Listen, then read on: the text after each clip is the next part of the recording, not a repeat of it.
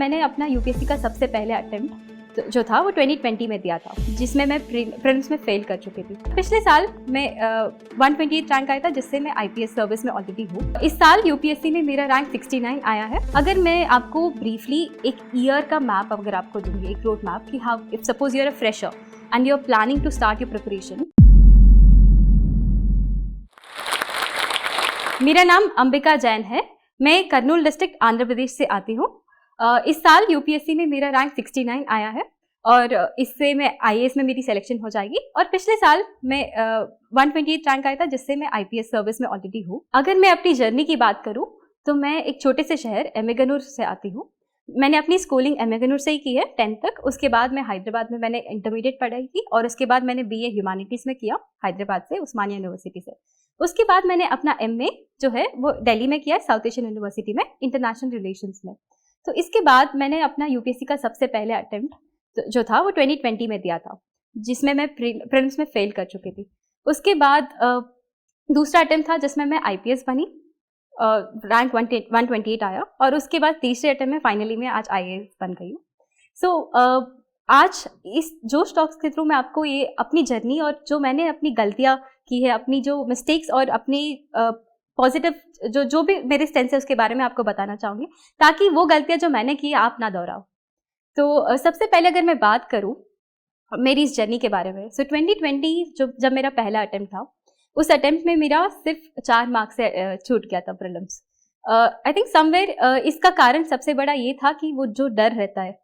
तो मैं जो भी एस्पिरेंट्स है उनसे यही कहना चाहती हूँ कि जब आप एग्ज़ाम दो तो पूरे कॉन्फिडेंस के साथ दो, और ये मत सोचो कि आपने सिर्फ 1 साल की पढ़ाई की है उसका टेस्ट है।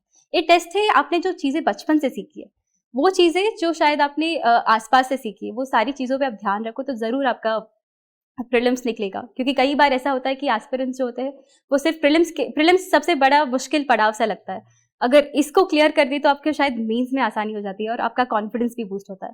तो जैसे मैंने 2021 में इस गलती से सीखा और मैंने अपने प्रीलिम्स में शायद अच्छे मार्जिन से अपना प्रीलिम्स क्लियर किया। और मैंने कोशिश की, सबसे बहुत इंपॉर्टेंट बात ये है कि मैंने कोशिश की कि सारे बेसिक्स बुक्स में पढूं, सारे ओरिजिनल स्टैंडर्ड बुक्स में पढूं। और उसके साथ साथ मैंने कोचिंग मटेरियल का यूज़ तो किया, लेकिन उसको एडिशनल सोर्स की तरह यूज़ किया। आई वुड अर्ज ऑल द एस्पिरेंट्स कि आप न्यूज़पेपर रीडिंग को डेली हैबिट बनाएं, and it's very very helpful, trust me, mark my words. This will really help you in every stage of this examination and probably even after you get into civil services. So आप please, this is one suggestion that I can give you. इसके साथ साथ अगर मैं mains की बात करूँ, जो कि एग्जाम में बहुत ही इंपॉर्टेंट पार्ट माना जाता है, क्योंकि mains is what decides your rank whether you are in the list और नॉट। तो मैं बोलूँगी कि मेंस के लिए आप आंसर राइटिंग प्रैक्टिस पहले से शुरू करें। कम से कम एक आंसर लिखना शुरू कर दीजिए अपने ऑप्शनल और जीएस का, क्योंकि कई बार ऐसे होता है, जैसे मैंने देखा है कई लोग जो प्रीलिम्स के बाद अपना मेंस का प्रिपरेशन स्टार्ट करते हैं, विच इज़ नॉट एडवाइसेबल। तो मैं चाहूँगी कि आप अपना मेंस का प्रिपरेशन जो भी है प्रीलिम्स के साथ साथ स्टार्ट करें और आंसर राइटिंग जो है उसको लिखिए और खुद अपना आंसर आप पढ़िए। I think you are the one who knows your answers in a better way. तो मैं चाहूँगी कि आप अपने जो भी आंसर्स लिखते हैं उसको खुद पढ़िए, रिवाइज कीजिए और देखिए कि आपने क्या are you actually making sense in your answer. तो वो शायद आपको बहुत हेल्प करेगा। तो answer writing is very key, so take baby steps and this will definitely help you clear this.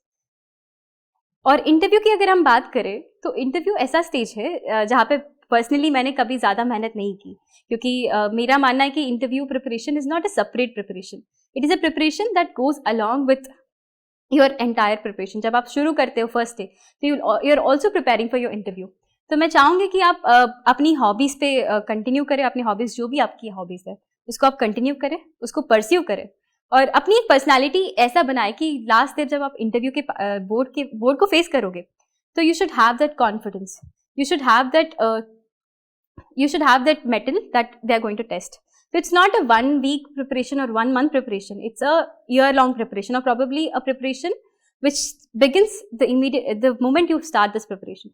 तो मैं बस यही बोलूँगी कि इंटरव्यू के दिन आप जितना नेचुरल रहो, जितना you should feel comfortable in your own skin. You should not imitate anybody. You should not be someone else. You should be yourself.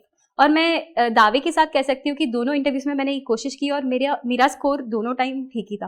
तो last year I got 184 and this year I got 190 which is a decent score. क्योंकि मैंने दोनों interviews में I tried being myself. अगर नहीं पता तो मैंने बोर्ड को बोला कि sorry sir I don't know, और पता तो मैंने कॉन्फिडेंटली आंसर बोला। सो प्लीज मेक श्योर कि आप अपने आप को वहाँ पे प्रेजेंट कर रहे हो, so don't be somebody else. और ऑप्शनल की अगर हम बात करेंगे तो मेरा ऑप्शन था PSIR, which is political science with international relations. तो PSIR ऑप्शनल में क्योंकि मेरा MA जो था वो IR में था, तो दैट रियली हेल्प। ऑप्शनल में भी यही चीज़ है कि आपको जो है आंसर राइटिंग प्रैक्टिस उसको लगातार करनी चाहिए, क्योंकि your optional score really helps you to improve your rank. क्योंकि मैंने कई बार देखा कि people are scoring very good marks in GS, yet optional is sometimes pulling them back. तो मैं चाहूँगी कि आप ऑप्शनल की तैयारी भी साथ ही साइमल्टेनियसली करें। अगर मैं आपको ब्रीफली एक ईयर का मैप अगर आपको दूंगी, एक रोड मैप, कि हाँ if suppose you are a fresher and you are planning to start your preparation, so this would be my road map briefly. कि अगर आप जून जुलाई से सपोज आप स्टार्ट करो, फर्स्ट थिंग आपको करना है कि आप सिलेबस देखो, अपने सिलेबस को जानो, क्योंकि that is your road map. वो बताएगा कि what exactly this exam is demanding from you and क्या क्या कॉम्पोनेंट्स में पूछे जाते हैं। जैसे लोग बोलते हैं कि UPSC में everything is asked, everything and anything under sun. That is not true. Your syllabus is very clearly defined and that from UPSC asks everything from its syllabus. तो ऐसा कुछ भी नहीं है जो सिलेबस से बाहर आता है। तो मैं चाहूँगी कि आप अपना सिलेबस अच्छे से देखें और प्रीवियस ईयर क्वेश्चंस देखें, उसके बाद अपना ऑप्शनल डिसाइड कर लीजिए। और शुरू के जो मैंने आई थिंक नवंबर तक, if you can finish your optional preparation as well as दो subjects which are not asked in prelims, जैसे एथिक्स है, इंटरनल सिक्योरिटी है, डिजास्टर मैनेजमेंट है, वर्ल्ड हिस्ट्री है, ये सारे सब्जेक्ट्स वो है जो शायद प्रीलिम्स में नहीं पूछी जाती। तो ये सारे सब्जेक्ट्स का आप अगर नोट्स भी बनाना शुरू कर दो, NCERTs फिनिश कर दो, तो तब आप दिसंबर तक अगर ये कर लो and then you can start off with दो सब्जेक्ट्स जो ओवरलैप करते हैं मेंस और प्रीलिम्स में, उनका भी अगर आप नोट्स बना लो और साथ ही साथ आप प्रीलिम्स भी प्रिपेयर करो, तो I think you are very, आप हर सब्जेक्ट को अच्छे से कवर कर पाओगे।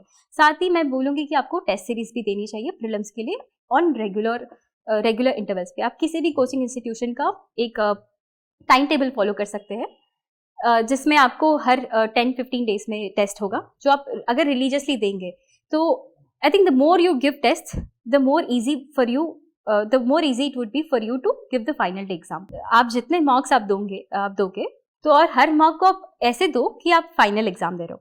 अगर आप हर मार्क को इस तरह से दोगे तो आपका फाइनल एग्जाम जो है वो आपको लगेगा कि आप मार्क दे रहे हो, जो वो बिग डे वाला फैक्टर होता है वो हट जाएगा। सो जैसे कहते हैं ना क्रिकेट में, आप जितना अच्छा नेट प्रैक्टिस करते हो फाइनल डे पे आप इतना अच्छा परफॉर्म करते हो। So this is your mock test is your net practice.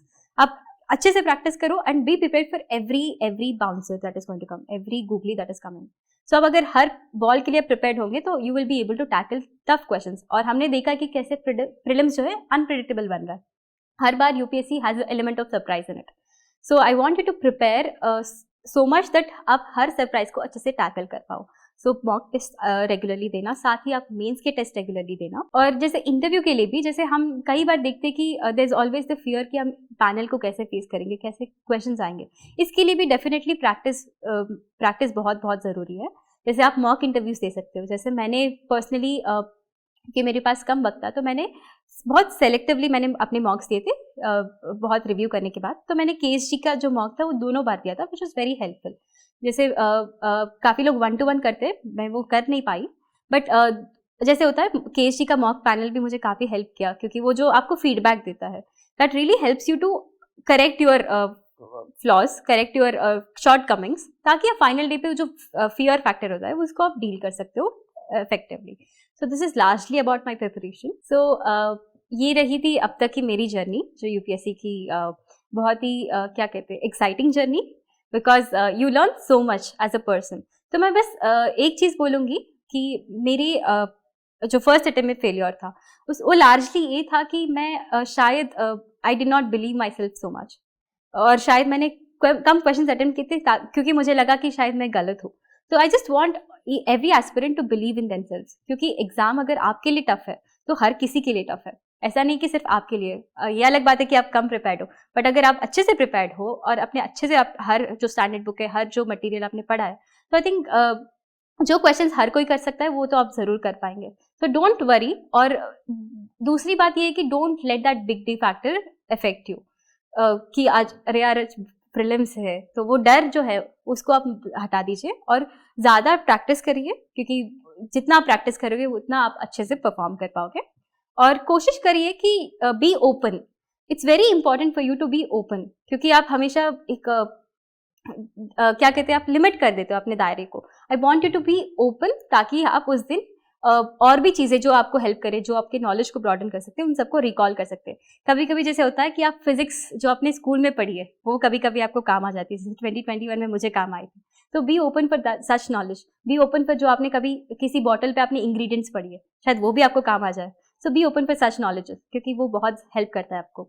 और मीन्स में मैं चाहूँगी कि आप ज़्यादा इनोवेटिव रहे, डोंट बी जो आप हट के एग्जाम्पल्स ला सकते हैं, खासकर अपने एथिक्स के पेपर में, जहाँ पे आप एवरीडे एग्जाम्पल्स ला सकते हैं। अगर आप स्पोर्ट्स में इंटरेस्टेड हो तो स्पोर्ट्स के एग्जाम्पल ला सकते हो, आप अगर मूवीज़ देखते हो तो मूवीज़ के एग्जाम्पल्स ला सकते हो।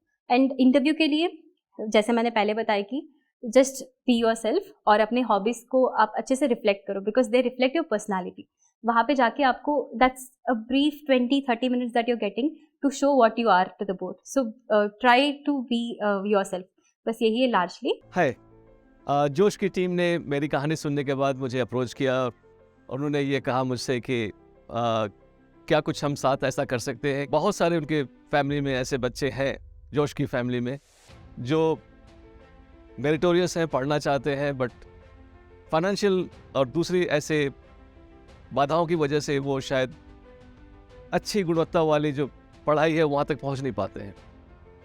आज मुझे बताते हुए काफ़ी खुशी हो रही है कि मैं जोश की फैमिली को सपोर्ट करने के लिए तैयार हूँ। एक खुशखबरी ये देना चाहता हूँ कि मैं खुद जोश के प्लेटफॉर्म को यूज़ करके आप तक यूपीएससी की पढ़ाई को पहुँचाऊँगा। मैं इंश्योर करूँगा कि आपको वही गुणवत्ता मिले जिसको यूज़ करके बहुत सारे टॉपर ने अपने ड्रीम को फुलफ़िल किया है।